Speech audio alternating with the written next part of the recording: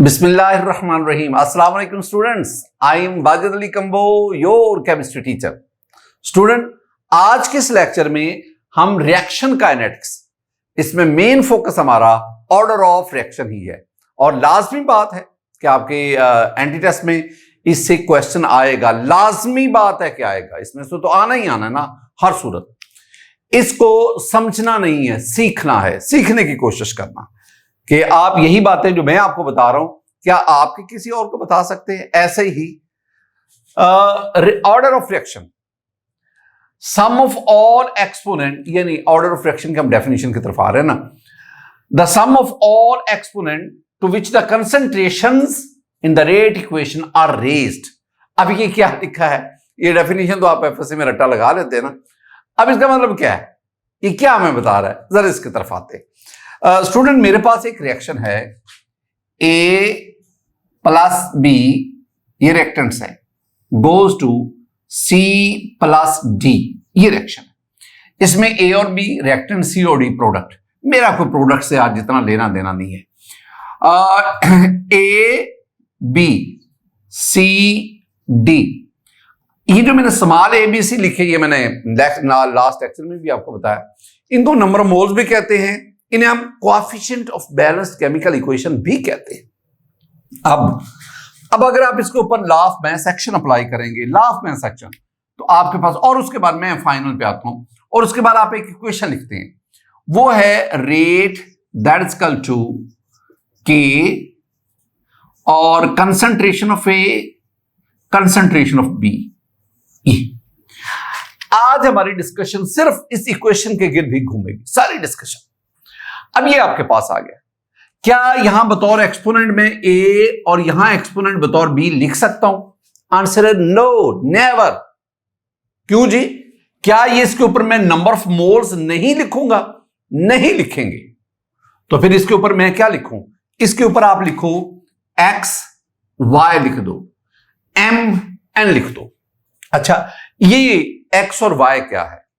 X और Y जो है ना, X और Y जो है ना, ये X एंड Y, ये ऑर्डर ऑफ रिएक्शन है। अच्छा, ये X और Y क्या हो सकता है? ये X एंड Y जो है ना, ये नेगेटिव में हो सकता है, ये 0 हो सकता है, ये कोई पॉजिटिव वैल्यू 1 2 3 हो सकती है, ये फ्रैक्शन में हो सकता है, यानी 1/2 जिसे आप 0.5 कहते हैं। इसमें से कोई एक वैल्यू ये X और Y आ सकती है। अच्छा, कैसे ये वैल्यू कैसे आएगी? For this you have to perform the experiment. आपको एक्सपेरिमेंट परफॉर्म करना पड़ेगा, यानी ये जो आप वैल्यू लाना चाहते हैं ना, X और Y, these are experimental value, ये एक्सपेरिमेंटल वैल्यूज है, और इन्हीं को ही हम ऑर्डर ऑफ रिएक्शन कहते हैं। यानी अगर आप इन दोनों का सम लेंगे X प्लस Y, उसको यही तो लिखा है, सम ऑफ ऑल एक्सपोनेंट, ये एक्सपोनेंट, इनका सम लेना है, to which the concentration in the rate equation, ये रेट इक्वेशन है, इसमें कंसंट्रेशन जो है उसके ऊपर जो आए, यानी रेट इक्वेशन। अच्छा, इस इक्वेशन का नाम बहुत बहुत बार आपको पूछा जाएगा। मैं आज की गुफ्तगू में इसी को बार बार बोलूंगा, मैं कहूंगा रेट इक्वेशन लिखो, रेट इक्वेशन लिखो, रेट इक्वेशन लिखो। What is this one is the rate equation. हम इसको दो नाम देते हैं, हम इसे रेट इक्वेशन भी कहते हैं, और हम इसको किसी हद तक रेट लॉ भी कहते हैं, रेट लॉ भी कहते हैं। बाद चीजें ऐसी आ जाती हैं जो एफएससी एंटी टेस्ट लेवल से ऊपर चली जाती है, मैं उनको फिर बीच में अकोमोडेट करने की कोशिश कर रहा होता हूं, ताकि आप सिर्फ और सिर्फ अपने पॉइंट पर, अपने टॉपिक पर फोकस रहें। ये रेट इक्वेशन तब होगी अगर यहां पे और यहां पे X और Y ये एक्सपेरिमेंटली डिटरमाइंड वैल्यूज लगाएं, फिर इसको मैं रेट इक्वेशन लूंगा। और जब ये रेट इक्वेशन मुकम्मल हो जाएगी, तो फिर मैं, पहली बात जो मैंने आपको बता दी कि रेट इक्वेशन में ये जो एक्सपोनेंट आते हैं, ये number of moles of reactants नहीं है, ये coefficient of balance chemical equation नहीं है, ये एक्सपेरिमेंट से डिटरमाइन की हुई इनमें से कोई एक वैल्यू है। अच्छा, एक्सपेरिमेंट से कैसे डिटरमाइन करना? Now this is the anti test. Experiment से कैसे डिटरमाइन करते हैं? अच्छा, मैं आपको कुछ बातें समझाऊंगा, फिर मैंने आपसे पूछना है कि मैंने आपको क्या समझाया। जरा गौर से देखना। मैं आपसे कहता हूं कि आपके पास मैं जानना चाहता हूं ये ए के ऊपर जो एक्स है, ये एक्स क्या वैल्यू होगी, क्या होगा। तो मैं क्या करता हूं, मैं ए को लेता हूं ए, और मैं बी को लेता हूं, और मैं रेट ऑफ रिएक्शन की बात करता हूं। मैं कंसंट्रेशन ऑफ ए की बात करूंगा, कंसंट्रेशन ऑफ बी की बात करूंगा। सुनना, मैंने कंसंट्रेशन ऑफ ए ली 1 मोल पर डीएम क्यूब पर 1 मोल पर डीएम क्यूब। मैंने कंसंट्रेशन ऑफ बी ली 1 मोल पर डीएम क्यूब, मोल पर डीएम क्यूब। अच्छा, जब मैंने इनको इतना लिया, मैं फर्ज करता हूं रेट ऑफ रिएक्शन था 0.5 मोल पर डीएम क्यूब पर सेकंड। ये आपको समझाने के लिए ये मैंने पहला एक्सपेरिमेंट किया, मेरे पास ये वैल्यूज आ गई। अब काम करो, क्या जानना चाहते हो, एक्स को। आप ना कंसंट्रेशन ऑफ बी को कांस्टेंट करो, यानी आप इसको 1 ही रहने दो, 1 ही रहने दो। कांस्टेंट का मतलब है कोई चेंज ना करो, ये 1 ही रहने दी। अब आपने क्या करना है, आप ना कंसंट्रेशन ऑफ बी इसको डबल कर दो, डबल 1 से 2 मोल पर डीएम क्यूब करो। अब गौर से सुनिए मेरी बातें, मैं ना 3-4 पॉइंट्स आपके साथ डिस्कस करूंगा, 3-4 पॉइंट्स। गौर से, मैंने कहा कि मैं एक्स की वैल्यू जानना चाहता हूं, एक्स क्या होगा, उसके लिए मैंने कंसंट्रेशन ऑफ बी को कांस्टेंट रखा, उसमें कोई चेंज नहीं लाया। मैंने ए की कंसंट्रेशन को डबल कर दिया, डबल, ये डबल लफ्ज बहुत इंपॉर्टेंट, 2 गुना डबल कर दिया। तो अब मैंने रेट ऑफ रिएक्शन को देखना है। अगर रेट ऑफ रिएक्शन इसकी कंसंट्रेशन डबल करने से अगर रेट ऑफ रिएक्शन 0.5 मोल पर डीएम क्यूब ही रहे, there is no change in the rate of reaction, तो फिर मैं एक्स जो है ना, एक्स ये 0 लूंगा, ये एक्स 0 लूंगा। आपने क्या याद रखना है कि अगर हम कंसंट्रेशन ऑफ ए इसको बढ़ाते जाएं या कम करते जाएं और रेट ऑफ रिएक्शन पर कोई फर्क ना पड़े, तो फिर हम एक्सपोनेंट क्या लेंगे, 0। यानी the concentration of A does not affect the rate of reaction. A change in concentration of A does not affect the rate of reaction in case of 0 order reaction. अब अगली बात, मैंने दूसरा काम, नेक्स्ट मैंने इसकी कंसंट्रेशन को double किया, रेट ऑफ रिएक्शन 1.0 मोल पर डीएम क्यूब, ये भी डबल हो गया। अगर इसकी कंसंट्रेशन को डबल करने से रेट ऑफ रिएक्शन भी डबल हो जाए, तो फिर हम एक्स की वैल्यू लिखेंगे 1। मैं एक और बात करता हूं, अगर आपको समझ आ जाए, अगर मैं इसकी कंसंट्रेशन को 3 गुना करता, रेट ऑफ रिएक्शन भी 3 गुना हो जाता, फिर भी मैंने 1 लिखना था। अगर इसकी कंसंट्रेशन को मैं 8 टाइम्स इंक्रीज करता, ऑर्डर ऑफ रिएक्शन भी रेट ऑफ रिएक्शन भी 8 टाइम्स इंक्रीज हो जाता, फिर भी मैंने 1 लिखना था। मैं कहना क्या चाहता हूं, अगर आप कंसंट्रेशन ऑफ ए जितने गुना बढ़ाएंगे, जितने टाइम्स इंक्रीज करेंगे, अगर रेट ऑफ रिएक्शन भी उतने गुना इंक्रीज कर जाए, तो फिर एक्स की जगह पे आप क्या लिखोगे, 1। ये मेरी बात को ज़हन में रखना। तीसरा पॉइंट, मैंने इसकी कंसंट्रेशन को 2 टाइम्स इंक्रीज, डबल किया, रेट ऑफ रिएक्शन 4 गुना बढ़ गया। मैं यहां पे ना 4 टाइम्स लिख देता हूं, 4 टाइम्स, यानी 4 गुना रेट ऑफ रिएक्शन बढ़ गया। अगर कंसंट्रेशन डबल करने से रेट ऑफ रिएक्शन 4 गुना बढ़ गया, तो फिर मैं एक्स की जगह पे 2 लिखूंगा, ठीक है। और इसी तरह अगर रेट ऑफ रिएक्शन डबल करने से, कंसंट्रेशन डबल करने से रेट ऑफ रिएक्शन 8 गुना बढ़ जाए, 8 गुना, तो फिर मैं क्या कहूंगा, फिर मैं एक्स की जगह पे 3 लिखूंगा। एक और बड़ी खूबसूरत बात, वेरी इंपॉर्टेंट, जरा सुनना, बहुत इंपॉर्टेंट मैं लाइन बोलने जा रहा हूं। अगर मैं रेट ऑफ रिएक्शन को 4 गुना बढ़ाऊं, 4 गुना 4 टाइम, लेकिन ऑर्डर ऑफ रिएक्शन सिर्फ अगर मैं कंसंट्रेशन ऑफ रिएक्टेंट को 4 टाइम इंक्रीज करूं, 4 गुना बढ़ाऊं, 4 गुना कंसंट्रेशन बढ़ाई, लेकिन रेट ऑफ रिएक्शन सिर्फ 2 टाइम बड़ा है, लेकिन 2 टाइम, 4 गुना कंसंट्रेशन बढ़ी, ये 2 टाइम बढ़ा, लेकिन ये 4 टाइम, ये 2 टाइम, तो फिर मैं क्या कहूंगा, फिर मैं कहूंगा ये जी हाफ आना चाहिए, यानी 0.5 आना चाहिए। और आखिरी बात, सबसे इंपॉर्टेंट, अगर मैं अगर मैं कंसंट्रेशन 2 टाइम बढ़ाता हूं लेकिन रेट ऑफ रिएक्शन डिक्रीज कर जाता है, बढ़ता नहीं है। यहां तो बिल्कुल ही नहीं ना बढ़ा, यहां जितना कंसंट्रेशन बढ़ाई उतना रेट ऑफ रिएक्शन बढ़ा। यहां कंसंट्रेशन 2 टाइम बढ़ाई, रेट ऑफ रिएक्शन 4 टाइम बढ़ा। यहां कंसंट्रेशन 4 टाइम बढ़ाई, रेट ऑफ रिएक्शन 2 टाइम बढ़ा। बड़ा बड़ा बड़ा, इधर तो बड़ा है ना। लेकिन अगर मैंने कंसंट्रेशन 2 टाइम बढ़ाई, जैसे ये किया, रेट ऑफ रिएक्शन स्लो हो गया, कम हो गया, तो फिर आपके पास जो ऑर्डर ऑफ रिएक्शन यानी एक्स की वैल्यू आएगी, दैट विल बी नेगेटिव, वो नेगेटिव है। ये जो मैंने बातें बोली है ना, अगर ये आपको समझ आ रही है ना, समझ, तो फिर ये सारा आगे जो पॉइंट डिस्कस करने वो आपके लिए मुश्किल नहीं होंगे। बिल्कुल इसी तरह अब ये जो सारी की सारी मैं बातें कर रहा हूं ना, ये थ्योरेटिकली नहीं है। For this you have to perform the experiment. उसके बाद ही ये आता है कि कितने गुना आप रेट कंसंट्रेशन बढ़ाते हैं और उसके कॉरेस्पॉन्डिंग कितने गुना रेट ऑफ रिएक्शन बढ़ रहा है, ये तो एक्सपेरिमेंट से पता चलेगा ना। बिल्कुल इसी तरह if you want to know the value of Y, वो क्या होगी, उसके लिए अब आपको क्या करना पड़ेगा, अब आप कंसंट्रेशन ऑफ ए को कांस्टेंट कर दो और फिर आप बी की कंसंट्रेशन बढ़ाते जाओ।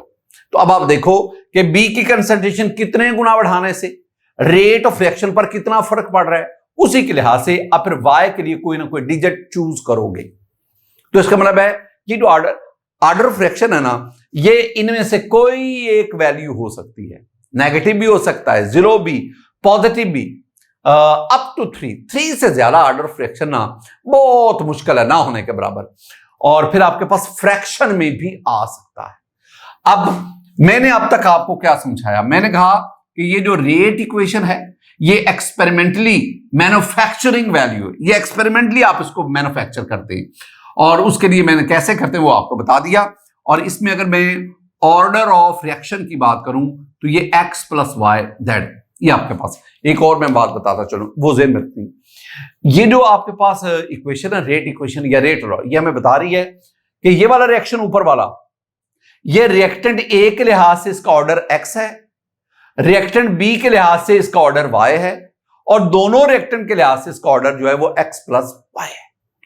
ये जो मैंने आपको बात समझाई है ना, अगर मैं इसको ना ग्राफ की सूरत में आपके साथ डिस्कस करूं ना कि कंसंट्रेशन का रेट ऑफ रिएक्शन और फिर ऑर्डर से क्या रिलेशन है, तो जरा ये ग्राफ्स देखिएगा। ये आपके सामने 4 ग्राफ्स है। ये जो फर्स्ट वन है, this one is about the zero order reaction. आप इसमें देख लो कि कंसंट्रेशन के ऊपर जो जीरो है और वो जो आपके पास लाइन आ रही है वो parallel to X axis, horizontal आ रही है। ये अगर आप बाकी तीनों देखेंगे उनमें एक सिमिलरिटी ये है। सिमिलरिटी क्या है कि तीनों में ना एक आपके पास इंक्लाइंड लाइन है और सिर्फ फर्क तीनों में क्या है, वो नीचे कंसंट्रेशन का, पहले में कंसंट्रेशन की पावर 1 है, दूसरे में कंसंट्रेशन की पावर 2 है और तीसरे में कंसंट्रेशन की पावर 3 है। ये जो मैंने आपको ग्राफ बताए ना, आपसे ये ग्राफ, इनमें से कोई एक ग्राफ भी बतौर एमसीक्यू पूछा जा सकता है। आपको अपने आप को इन ग्राफ्स के लिए भी प्रिपेयर करना है। स्टूडेंट, मैं आपको ना ऑर्डर ऑफ रिएक्शन के लिए कुछ इसकी इंपॉर्टेंट बातें बताना चाहता हूं कि क्या क्या बातें आपने याद रखनी। पहली बात आपने याद रखना है कि ये जो ऑर्डर ऑफ रिएक्शन है ना, ये एक्सपेरिमेंटल वैल्यू है। एक्सपेरिमेंटल वैल्यू बात दफा आता है ना कि which of the following statement is correct या which of the following statement is incorrect about order of reaction, तो ये बातें आपको आनी चाहिए। दूसरा, इसकी वैल्यू मैंने बता दी, 0 भी हो सकती है, पॉजिटिव ये, लेकिन पॉजिटिव होगी तो अप टू 4 है, 1 से 4 तक, और नेगेटिव भी हो सकती है, मैंने कही है, और फ्रैक्शन में भी हो सकती है, फ्रैक्शन। एक और बड़ी इंपॉर्टेंट बात है कि ये जो OR है ना, it depends upon concentration, pressure, temperature, इन सब पे ये ना, यानी जो एक्सटर्नल फैक्टर है ना, एक्सटर्नल फैक्टर वो ऑर्डर ऑफ रिएक्शन को अफेक्ट करते हैं। एक्सटर्नल फैक्टर, ये एक्सटर्नल फैक्टर ही है। अच्छा, एक और बात, ये जो ऑर्डर ऑफ रिएक्शन है ना, ऑर्डर ऑफ रिएक्शन हमें मैकेनिज्म ऑफ रिएक्शन के बारे में बताता है। मैकेनिज्म ऑफ रिएक्शन ये ना 2 चीजों में मैं कहूंगा कि ये जो OR है ना, ऑर्डर ऑफ रिएक्शन 2 चीजों को कोरिलेट करता है। एक तो रेट ऑफ रिएक्शन को, साधारण रेट से इसका पता चलता है, और दूसरा फिर ये हमें mechanism of mechanism of reaction उसके बारे में बताता है। ऑर्डर ऑफ रिएक्शन लेने के लिए एक और भी पॉइंट को आपको बताता चलूं, आपके पास रेट इक्वेशन का होना जरूरी है। रेट इक्वेशन से ऑर्डर ऑफ रिएक्शन आता है। रेट इक्वेशन को मैंने रेट लॉ भी दिया। एक और बात वो मैं अभी एक्सप्लेन भी करूंगा कि अगर आपके पास ना रिएक्टेंट में से अगर कोई रिएक्टेंट लार्ज एक्सेस में होगा, लार्ज एक्सेस, एक तो लार्ज हुआ ना तो फिर लार्ज एक्सेस भी आ गया। अगर कोई रिएक्टेंट लार्ज एक्सेस में होगा तो उसके ना कंसंट्रेशन रेट इक्वेशन में अपीयर नहीं होगी। तो उसकी जो कंसंट्रेशन है not appear in rate equation. मतलब क्या है? मतलब मैं ये कहना चाहता हूं कि अगर कोई रिएक्टेंट लार्ज एक्सेस में होगा तो उसकी कंसंट्रेशन चेंज करने से रेट ऑफ रिएक्शन पर कोई फर्क नहीं पड़ेगा। ये मैंने कुछ पॉइंट सीधा पॉइंट्स वो आपको बताए कि हमें ऑर्डर ऑफ रिएक्शन क्यों इंपॉर्टेंट लगता है। अब मैं आपको ना कुछ एग्जांपल समझाने जा रहा हूं, आइए देखिए स्टूडेंट। अब मैं आपको ना ऑर्डर ऑफ रिएक्शन के बारे में कुछ सीधा बातें बताने जा रहा हूं। कम से कम इतनी चीजें आपको आनी चाहिए। ये जो मैं बातें बताऊंगा ना, हर एक ऑर्डर ऑफ रिएक्शन में 3-3, 4-4 पॉइंट्स ये आपको आने चाहिए, आपकी फिंगर टिप्स पे होने चाहिए। अगर इनसे रेलेवेंट कोई भी एमसीक्यू आता है तो आप उसको आंसर कर सके। अब मैं जीरो ऑर्डर रिएक्शन की बात करूं। जीरो ऑर्डर रिएक्शन में क्या कहता हूं? A goes to product.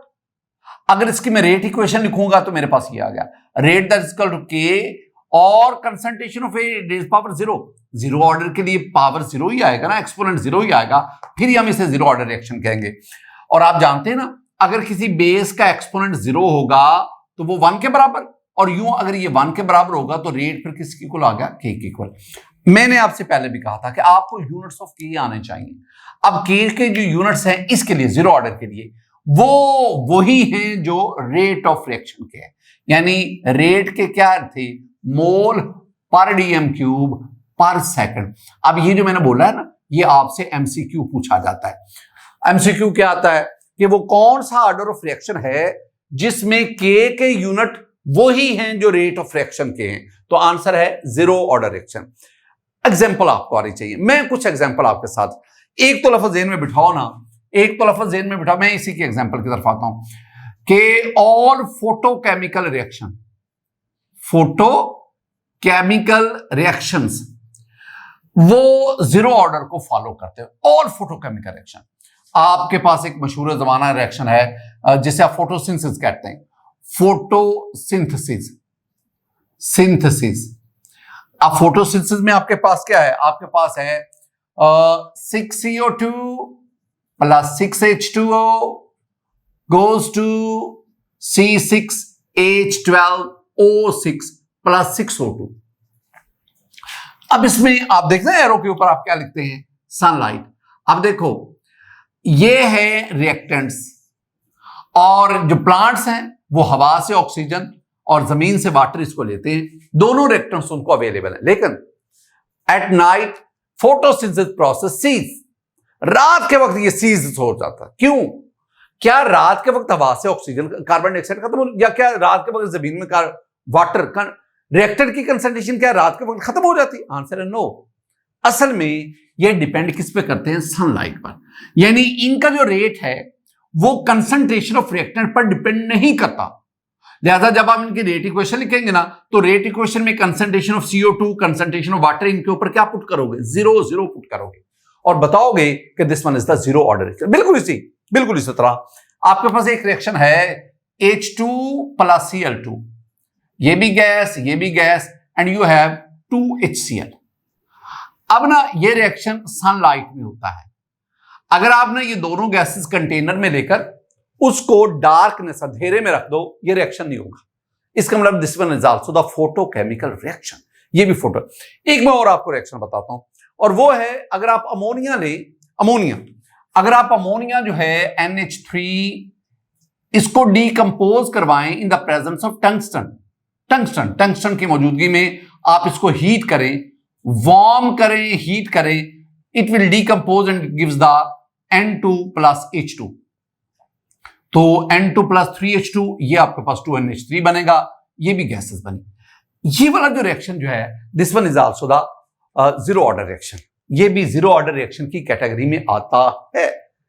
Student हम आगे बढ़ते हैं और हमारे पास एक और चीज है, और वो क्या है कि तमाम जो एंजाइमेटिक रिएक्शन है जिनमें एंजाइम इन्वॉल्व होता है, they also follow the zero order reaction. क्या कहा मैंने? All enzymatic reaction, enzymatic reactions follow zero order reaction. ये भी आपने याद रखना है। ये कुछ बातें जो मैंने आपको जीरो ऑर्डर के बारे में बताई है ना, ऐसी ही आपने बातें बाकी ऑर्डर्स के बारे में भी जाननी है स्टूडेंट। बिल्कुल इसी तरह जैसे आपने जीरो ऑर्डर को लिया ना, ये सारी बातें बिल्कुल इसी तरह आपके पास फर्स्ट ऑर्डर रिएक्शन की इंफॉर्मेशन भी ऐसे ही आपके पास होनी चाहिए। मसलन आपको ये पता होना चाहिए कि फर्स्ट ऑर्डर रिएक्शन में हम कहते हैं कि ए गोज टू प्रोडक्ट, ये प्रोडक्ट आ गया। फिर हम कहते हैं कि इसके लिए जो रेट इक्वेशन है मैं इधर ही लिखूंगा, rate that is equal to K rate constant and concentration of A, ऊपर 1 लिखें ना लिखें, अंडरस्टूड 1 लिखा हुआ है, और यूं फिर इसका ऑर्डर क्या होगा? फर्स्ट ऑर्डर होगा। ये लेना ना हमने, यही ऑर्डर ऑफ रिएक्शन है ना। अच्छा, ये फर्स्ट ऑर्डर हो गया। अगर मैं इसके लिए यूनिट ऑफ के की बात करूं, यूनिट ऑफ के, अब मैं ज्यादा डिटेल में नहीं जाऊंगा, ये मैं आपको बातें, इसके लिए के यूनिट जो है वो पर सेकंड है, खुद ही निकाल लीजिएगा। हमें एग्जांपल्स आनी चाहिए, जैसे मैंने ये एग्जांपल्स की बात की है, इसमें मैं 2 एग्जांपल्स आपके साथ जरूर शेयर करूंगा। एक मैं डिस्कस करूंगा डीकंपोजिशन ऑफ N2O5। ये एग्जांपल ना हमें आगे भी काम देगी। मेरे पास ये N2O5 है, 2N2O5 it goes to 2N2O4 and O2। एक और भी नुक्ता, जब थोड़ा सा हम आगे बढ़ते हैं ना तो कुछ बातें हमारे पास आती जाती है। अब इसमें नुक्ता क्या है? नुक्ता यह है कि जब मैं इसकी ऑर्डर ऑफ रिएक्शन लेना चाहता हूं, मुझे तो इसकी रेट इक्वेशन लिखनी पड़ेगी, rate that is equal to k concentration of N2O5। इतना लिखने में तो कोई दिक्कत है ही नहीं, प्रॉब्लम है ही नहीं। आपने रेट लिखना होता है के, और जो रिएक्टेंट है ना उनके गिदाब। असल होता है कि आप यहां पे एक्सपोनेंट क्या लिखेंगे, this one is the problem, और उसी से ऑर्डर ऑफ रिएक्शन का पता चलता है। यहां जो लिखना है ना वो एक्सपेरिमेंट से लिखना पड़ेगा। इसका मतलब ये आपके पास बैलेंस केमिकल इक्वेशन है। क्या इसमें ये जो 2 है इसको मैं यहां ना लिख दूं? आंसर है नो, नेवर, कभी नहीं लिखना। ये तो सवाल ही नहीं पैदा होता आप 2 को लिखकर। फिर हमें यहां पे ना एक्सपेरिमेंटली डिटरमिन्ड वैल्यू लिखनी पड़ेगी। मैं आपके साथ शेयर करता हूं। मैं आपसे कहता हूं कि अगर N2O5 अगर इसकी कंसंट्रेशन 2 गुना बढ़ाएं तो रेट ऑफ रिएक्शन भी 2 गुना बढ़ता है। बताओ ये ऊपर मैं क्या लिखूंगा? आंसर है 1, मैं यहां 1 लिखूंगा। इसका मतलब है कि यहां 2 नंबर ऑफ मोल्स होने से हमें गलतफहमी होती कि शायद ये यहां 2 आएगा, ये सेकंड ऑर्डर होगा, लेकिन नहीं, एक्सपेरिमेंट बताते हैं कि this is not the second order, this is the first order reaction. ये याद रखना है। इसका ऑर्डर ऑफ रिएक्शन क्या है? ये फर्स्ट ऑर्डर रिएक्शन। बिल्कुल इसी तरह आप एक और एग्जांपल भी ले सकते हैं। आप ना अमोनियम नाइट्रेट ले लें। अगर आप अमोनियम नाइट्रेट, मैं यहीं पर लिख देता हूं, अमोनियम नाइट्रेट NH4NO3, आप इसको बल्कि अमोनियम नाइट्राइट लें, इसको डिकम्पोज करें। डिकम्पोज, जब ये डिकम्पोज होगा तो ये आपके पास नाइट्रोजन बनेगा और प्लस आपके पास 2 वाटर बन जाएंगे, 2H2, ये आपके पास। अब ये जो अमोनियम नाइट्राइट है इसकी डिकम्पोजिशन भी ये फर्स्ट ऑर्डर, यानी इसकी भी जब आप रेट इक्वेशन लिखेंगे तो इसकी कंसंट्रेशन के साथ आप 1 पुट करेंगे, 1 लिखेंगे। स्टूडेंट ये मैंने आपको कुछ इंपॉर्टेंट बातें बताई। मैंने आपको फर्स्ट ऑर्डर की बताई, मैंने आपको सेकंड ऑर्डर की जीरो की बताई, फर्स्ट ऑर्डर की बताई। मैं कुछ काम आपको भी देता हूं, आप सेकंड ऑर्डर को देखें। सेकंड ऑर्डर के लिए यही सारी बातें। आप थर्ड ऑर्डर को देखें। मैं आगे बढ़ता हूं। एक और बड़ी खूबसूरत बात वो है fractional order reaction. Fractional order reaction, जरा इस पे आना। मेरे पास 2 एग्जांपल्स हैं। एक एग्जांपल आपके पास आ गई जी, मेरे पास ये क्लोरोफॉर्म है CHCl3, मैंने क्लोरीन से रिएक्शन करवाया, ये मेरे पास कार्बन टेट्राक्लोराइड बन गया और साथ HCl बना। ये मेरे पास एक रिएक्शन। मैं ना इसका ऑर्डर जानना चाहता हूं, तो डेफिनेटली ऑर्डर के लिए आपको रेट इक्वेशन डेवलप करनी पड़ेगी। और रेट इक्वेशन जब मैं लिखना हो तो ये आ गया rate that is equal to k, ये इतना तो मैं खुद ही लिख लूंगा ना, CHCl3 इसके लिए तो मुझे किसी एक्सपेरिमेंट की जरूरत नहीं है ना, इतना लिखने में तो कोई एक्सपेरिमेंट नहीं कर। हाँ, असल जो काम की चीज है उसके लिए तो फिर एक्सपेरिमेंट चाहिए, और वो है कि यहां पे आप एक्सपोनेंट क्या लेंगे। अच्छा, मैं आपके साथ ना कुछ एक्सपेरिमेंटल डाटा शेयर करता हूं, मुझे आपने बताना है कि मैं यहां पे एक्सपोनेंट क्या लूं। अगर हम क्लोरीन की कंसंट्रेशन कांस्टेंट रखते हैं, कांस्टेंट, तो जितने गुना क्लोरोफॉर्म की कंसंट्रेशन बढ़ाते हैं उतने गुना रेट ऑफ रिएक्शन भी बढ़ता है। It's okay. हाँ, तो फिर इसके यहां पे क्या आएगा 1। अब असल आपका इम्तिहान अब आ गया। अब मैंने यहां पे एक्सपोनेंट लाना है। अब मेरा फोकस किस पे आ गया? क्लोरीन पे। अब मैं बड़ा क्या कहता हूं, अगर आप क्लोरोफॉर्म की कंसंट्रेशन को कांस्टेंट कर दो, कांस्टेंट कर दो, अगर आप क्लोरीन की कंसंट्रेशन 4 गुना बढ़ाते हैं, रेट ऑफ रिएक्शन 2 गुना बढ़ता है। If we increase the concentration of chlorine 4 time, the rate of reaction increases 2 time. 4 time concentration बढ़ी, रेट ऑफ रिएक्शन 2 टाइम बढ़ा। क्या लिखूं? यहां पे आप लिखोगे हाफ, हाफ लिखो। अब आप दोनों का सम लो तो आपके पास जो ऑर्डर ऑफ रिएक्शन आएगा 1 + 1.5, यानी ये आपके पास 1.5 आ गया, या इसे 1.5 आप कहते हैं। ये फ्रैक्शन में आया, so this order of reaction is called fraction order of reaction. मैं एक और भी एग्जांपल आपको बताता हूं, जरा देखो। मेरे पास ना ये रिएक्शन है H2 + Br2 goes to 2HBr। इसमें भी सेम स्टडी जो इधर बात हुई है ना, अगर मैं इसकी रेट इक्वेशन लिखूं, rate that is equal to k तो आना है ना, के बगैर तो बात नहीं। Concentration of hydrogen, concentration of bromine. वो ही जो गुफ्तगू मैंने इधर की ना, वो ही मैं इधर करूंगा कि अगर आप ब्रोमीन की कंसंट्रेशन को कांस्टेंट रखें, जितने टाइम्स हाइड्रोजन की कंसंट्रेशन बढ़ाएं उतने टाइम रेट ऑफ रिएक्शन बढ़ता है, तो इसका मतलब है यहां पे हम पुट करेंगे 1। लेकिन अगर आप हाइड्रोजन की कंसंट्रेशन को कांस्टेंट रखें, अब अगर आप ब्रोमीन की कंसंट्रेशन 4 टाइम बढ़ाते हैं, रेट ऑफ रिएक्शन 2 टाइम बढ़ता है, तो यहां पे आप क्या लेंगे? हाफ। तो आपके पास ऑर्डर ऑफ रिएक्शन वही जो अभी मैंने कहा 1.5, या जिसे हम क्या कहते हैं 1.5। ये 2 एग्जांपल आपके पास। एक बहुत बहुत खूबसूरत बात, बहुत खूबसूरत बात, जरा देखिएगा। मेरे पास ना, मैं अभी ना उसका नाम नहीं लिखूंगा, मैं आपको ना 2 रिएक्शन समझाता हूं आपके पास। मेरे पास पहले तो मशहूर जमाना रिएक्शन, बहुत इंपॉर्टेंट, जिसको हम बार बार पढ़ते हैं, that is hydrolysis of ester. एक तो ये, फिर मैं आपके साथ शेयर करने जा रहा हूं hydrolysis of tertiary butyl bromide, tertiary butyl bromide, इसके हाइड्रोलिसिस। पहले ना हाइड्रोलिसिस ऑफ एस्टर पे आओ। मैं रिएक्शन, ये जो रिएक्शन मैं लिखने जा रहा हूं ना, ये आपकी बुक में कई दफा आया है, 8-9 दफा तो मैं ही पढ़ाता हूं, तो फर्स्ट ईयर सेकंड ईयर में। तो हाइड्रोलिसिस ऑफ एस्टर, ये आपके पास एस्टर है, CH3 double bond O CH3। ये मैं ना इथाइल, ये चलें इसको मैं C2H5 कर देता हूं। ये इथाइल एसीटेट है, ये एक एस्टर है, इसका मैं वाटर से रिएक्शन करवाता हूं। अब ये कहलाएगा हाइड्रोलिसिस, वाटर से हाइड्रोलिसिस ऑफ एस्टर कहलाएगा। मेरे पास ना ये एस्टिक एसिड बनेगा CH3COOH, और साथ इथाइल अल्कोहल बनेगा। ये रिएक्शन है। अच्छा, अब मैं ना इसके रेट इक्वेशन लेना चाहता हूं, तो वेरी सिंपल, रेट इक्वेशन में कौन सा प्रॉब्लम है? Rate that is equal to K, concentration of this one is CH3CO2 C2H5। मैंने ना ये दोनों ऑक्सीजन, इसको O2 कह दिया, और साथ आपके पास वाटर। तो अब ऑर्डर ऑफ रिएक्शन क्या ठीक है? नो, ये ठीक नहीं है। अब हमें तो एक्सपोनेंट चाहिए ना, एक्सपोनेंट चाहिए।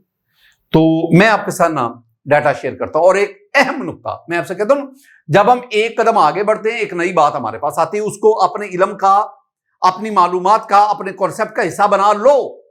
अच्छा, अब यहां पे क्या बात आ रही है? बात ये आ रही है कि आपके पास जो वाटर है ना, water, this reactant, water is in large access. बड़ा जुल्म है यहां पे, बड़ा जुल्म है।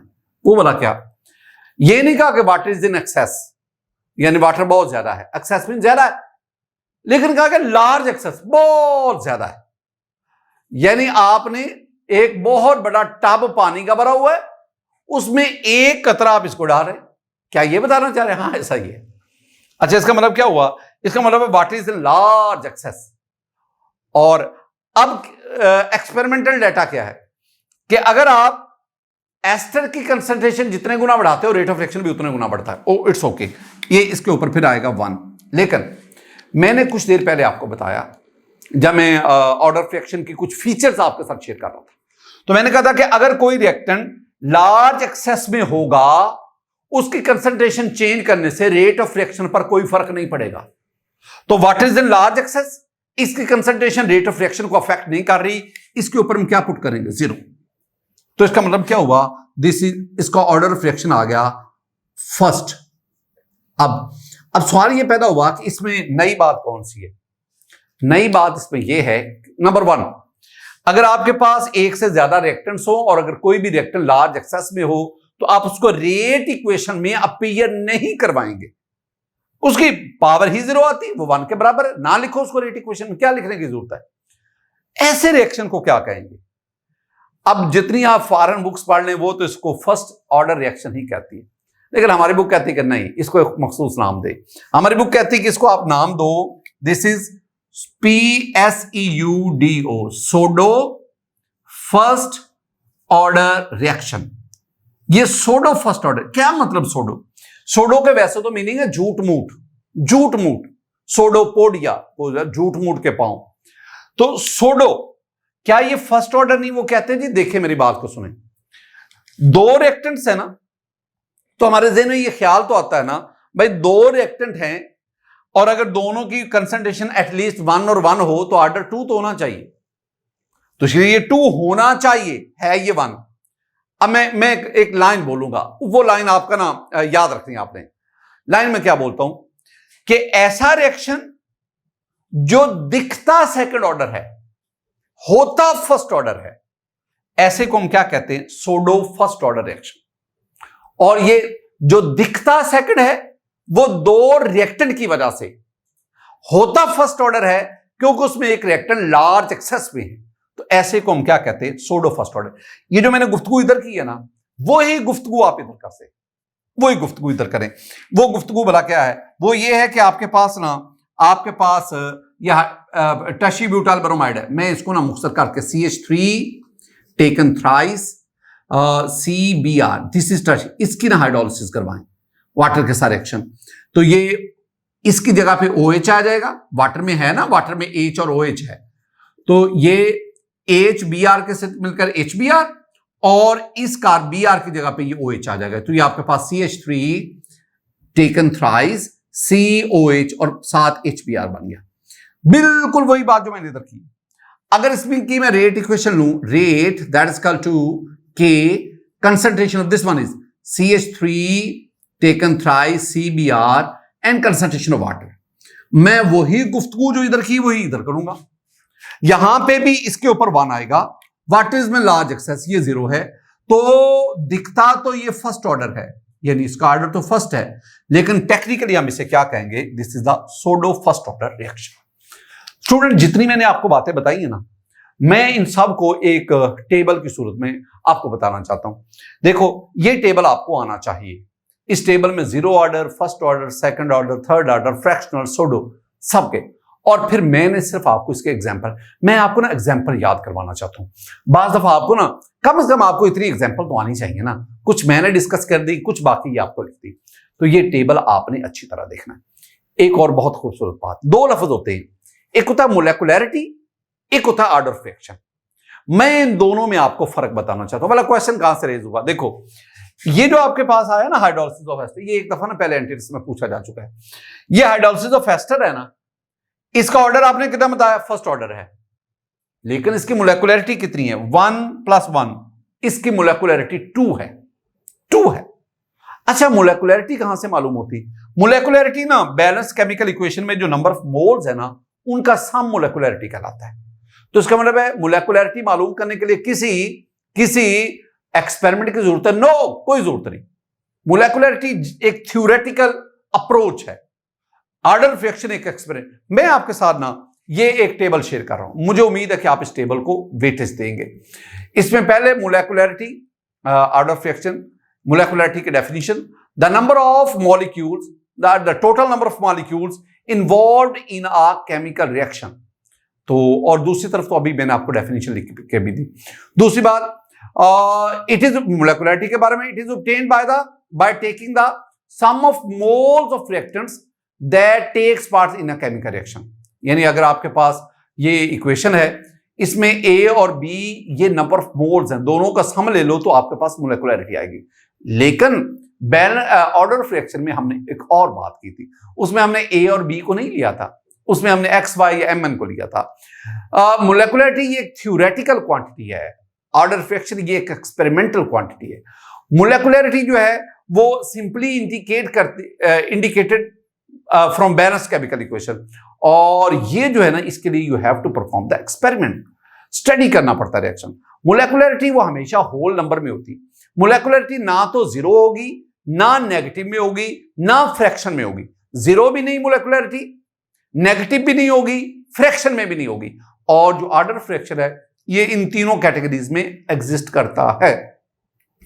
और मोलेकुलरिटी की वैल्यू जो है ना वो 3 से ज्यादा हो सकती है, और ऑर्डर फ्रैक्शन में ऐसा नहीं है। और फिर एग्जांपल लास्ट में, यही एग्जांपल जो मैंने आपके साथ शेयर की, इसी को यहां कोट किया गया। मैं कोई ये नहीं कहता कि आप molecularity of order of reaction के बारे में आप पीएचडी कर लें। कुछ ना कुछ पॉइंट्स आपको आने चाहिए, कहीं पे वो पूछता है तो आपको आना चाहिए। स्टूडेंट, ये यहां पे हम ऑर्डर ऑफ रिएक्शन पे पहुंचे। अब हम आगे बढ़ते हैं, हाफ लाइफ और ऑर्डर ऑफ रिएक्शन का आपस में क्या रिलेशन, इसकी तरफ। स्टूडेंट, अब हम ना हाफ लाइफ पीरियड इसको डिस्कस करते हैं। हाफ लाइफ पीरियड जिसे T1/2 कहते हैं, time required to convert 50% of the reactants into product, यानी वो टाइम जिसमें रिएक्टेंट की हाफ, आधी मिकदार प्रोडक्ट में कन्वर्ट हो जाती है। एंटीट्रेस क्या कहता है? एंटीट्रेस कहता है कि आपको हाफ लाइफ और ऑर्डर ऑफ रिएक्शन के दरमियान रिलेशन का पता होना चाहिए। असल यहां से एंटीट्रेस शुरू होगा। अब देखो, हाफ लाइफ और ऑर्डर ऑफ रिएक्शन में क्या रिलेशन है? T1/2 और यहां मैं n ले रहा हूं, n mean order of reaction. Half life of any order of reaction is inversely proportional to initial concentration raise power 1 less than order of reaction, n-1, 1 less than order of reaction. अब इसमें T1/2 half life, n order of reaction, what is A? A is important. A is called initial concentration of reactants, यानी जब आप reaction शुरू करते हैं उस वक्त रिएक्टेंट की जितनी कंसंट्रेशन होगी हम उसको A कंसीडर करेंगे। अब जरा आइएगा, मैं रिलेशन आपके साथ डिस्कस करता हूं, एक एक लाइन, एक एक पॉइंट आपको समझाना चाहता हूं। देखो, फर्स्ट ऑफ ऑल मैं जीरो ऑर्डर रिएक्शन की बात करता हूं। जीरो ऑर्डर रिएक्शन, अब जीरो ऑर्डर रिएक्शन में देखेंगे, जीरो ऑर्डर रिएक्शन के लिए आप जानते हैं ना, जीरो ऑर्डर रिएक्शन के लिए n की वैल्यू 0 है। अब यहां 0 पुट करें, 0 -1 दैट इज इक्वल टू -1। अगर बेस का एक्सपोनेंट -1 होगा तो ये ऊपर चला जाएगा। इसका मतलब क्या हुआ?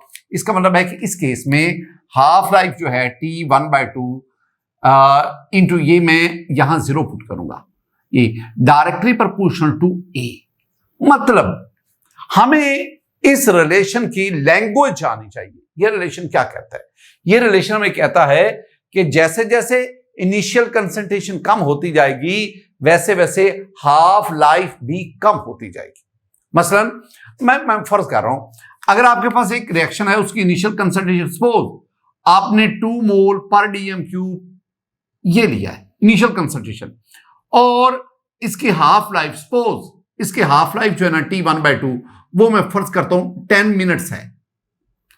अब अगर आप दोबारा यही रिएक्शन करें और अब आप इनिशियल कंसंट्रेशन 2 के बजाय 1 मोल पर dm³ ले लें, तो अब क्या अब भी इसकी हाफ लाइफ 10 मिनट होगी? आंसर है नहीं।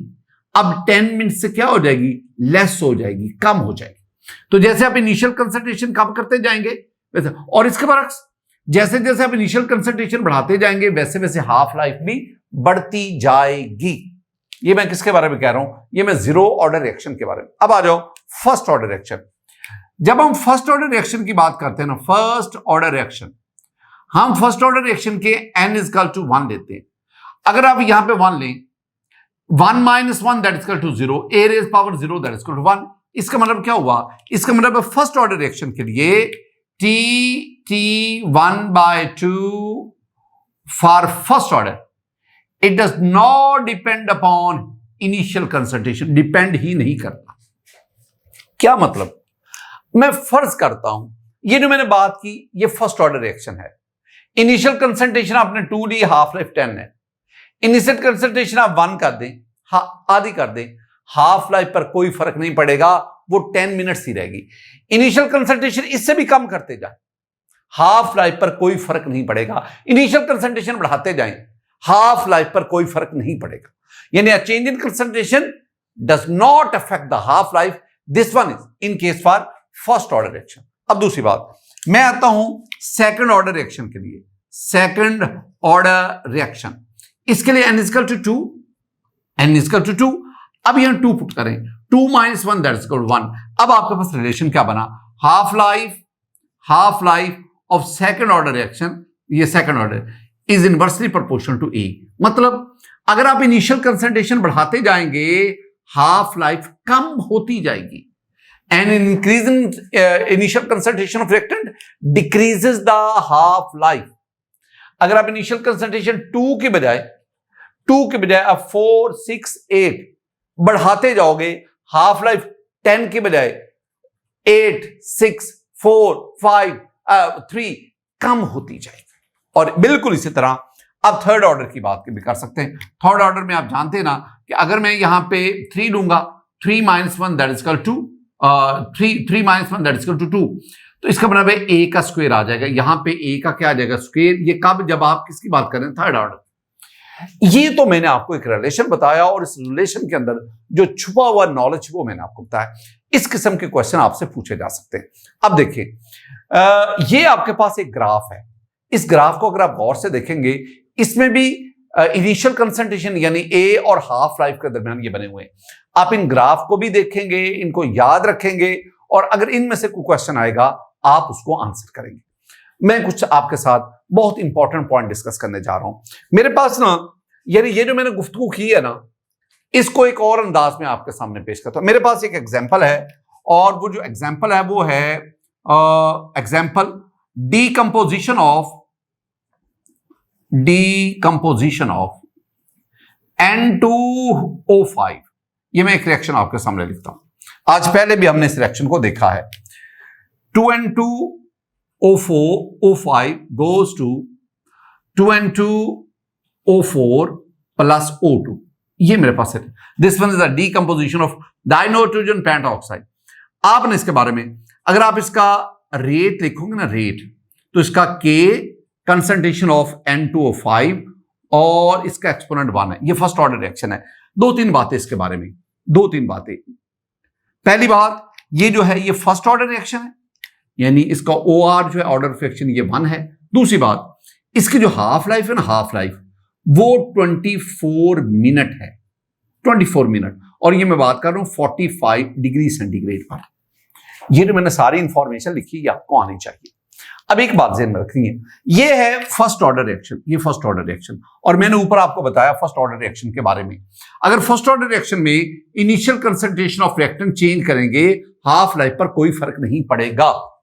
ये मैंने बात आपको बताई फर्स्ट ऑर्डर के बारे में। अब इसमें देखिएगा, ये जो मैंने गुफ्तगू की है, आप ना एक काम करें, आप ना ये N2O5 इसकी जो इनिशियल कंसंट्रेशन वो ले लो 1.0 मोल पर dm³।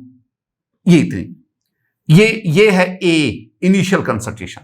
अब आप काम करो, अब देखिएगा कि 24 मिनट के बाद, आफ्टर 24 मिनट, ये 24 मिनट इसकी फर्स्ट हाफ लाइफ है।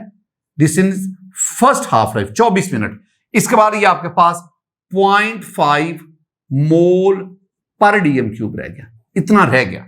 अच्छा, नेक्स्ट 24 मिनट्स के बाद, आई मीन आफ्टर 48 मिनट, यानी that is the second half life. तो सेकंड हाफ लाइफ के बाद ये आपके पास बच गया 0.25 मोल पर dm³, ये बचा। अच्छा, आगे बढ़ो, अगले 24 मिनट के बाद, यानी ये 72 मिनट का मतलब क्या हुआ? 72 मिनट का मतलब हुआ कि थर्ड हाफ लाइफ के बाद आपके पास ये होगी जी third half life T1/2।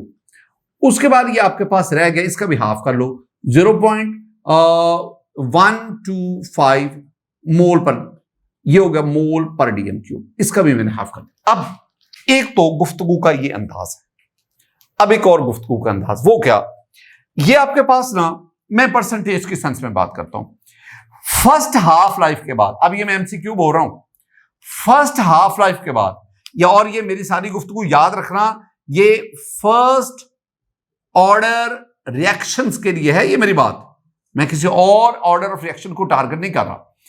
First half life के बाद, फर्स्ट हाफ लाइफ के बाद आपके पास रिएक्टेंट कितना बचा, 50%, ये लेफ्ट बच गया।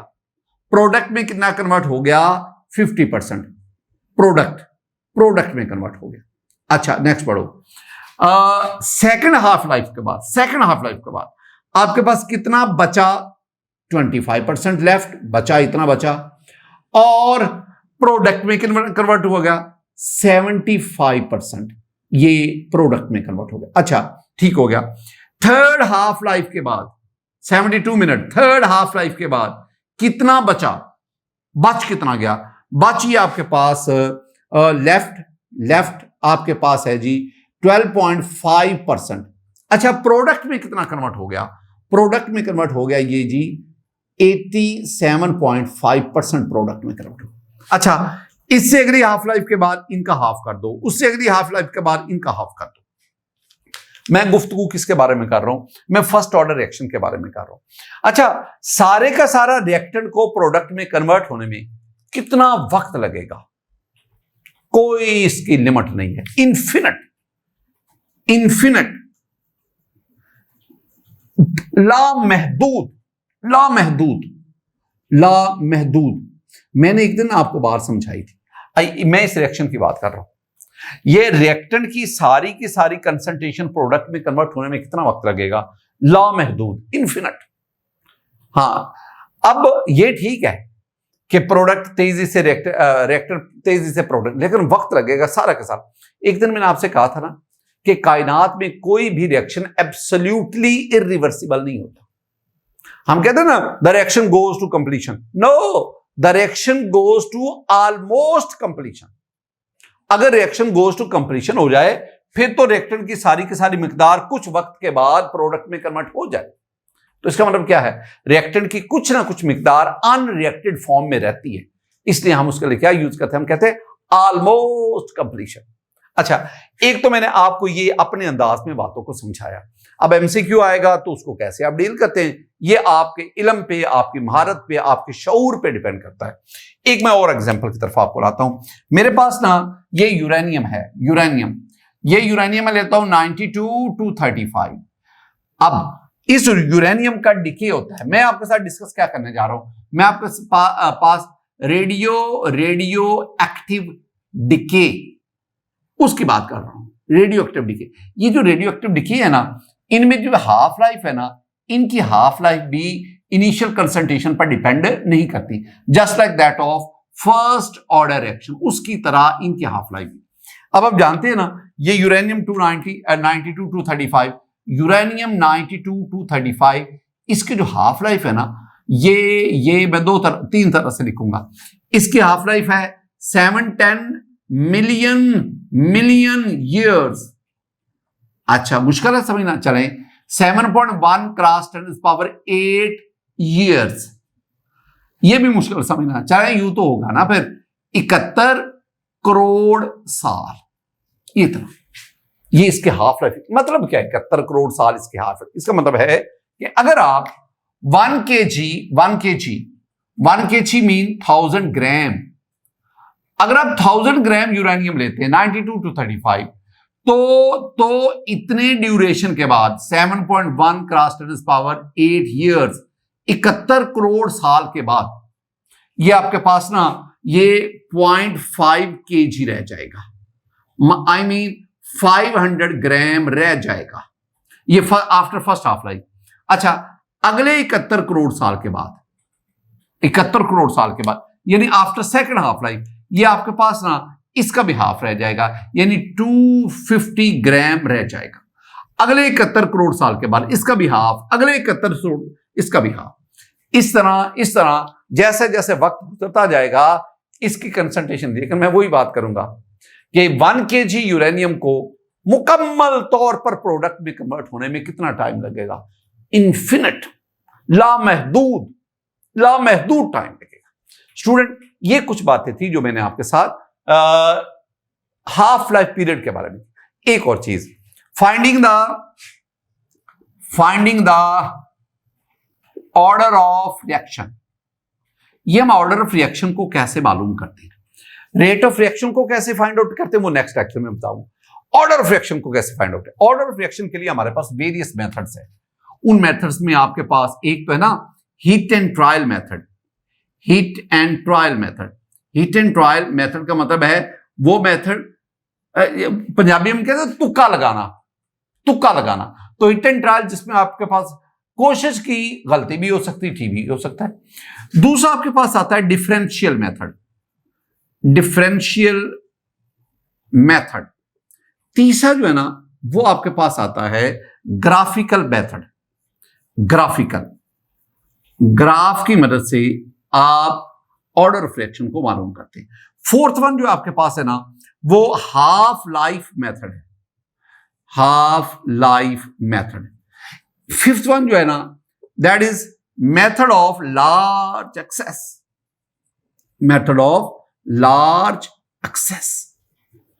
ये आपके पास वेरियस मेथड्स हैं जिनकी वजह से आप ऑर्डर ऑफ रिएक्शन को फाइंड आउट कर सकते हैं।